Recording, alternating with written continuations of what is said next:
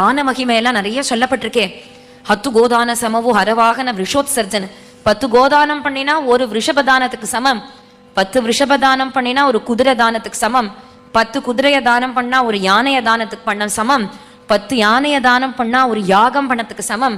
10 யாகம் பண்றதுக்கு சமம் ஒரே ஒரு ஹரிபக்தருக்கு தன்னோட பெண்ணை கன்னிகா தானமா பண்ணி கொடுக்கறதுக்கு சமம்.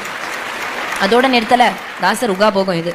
மேல சொல்றார், அப்படி 10 ஹரிபக்தர்களுக்கு 10 கன்னிகைகளை தானம் பண்றதுக்கு சமம் ஒரே ஒத்தன் தவிச்ச வாய்க்கு தண்ணி கொடுக்கறது.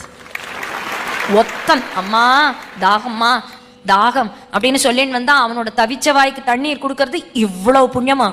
அதுக்கு மேல முடிக்கிறார், அது போல 10 பேருக்கு தண்ணீர் கொடுக்கறதுக்கு சமம் ஒரே ஒருத்தன் அம்மா பசி அப்படின்னு வந்தா ஒரே ஒருத்தனுக்கு சோறு போடுறது புண்ணியத்துக்கு மேல புண்ணியத்துக்கு மேல புண்ணியத்துக்கு மேல ஹையஸ்ட் புண்ணியமா. அதனால நீங்க அன்னதானத்தை எடுத்துக்கலாம்.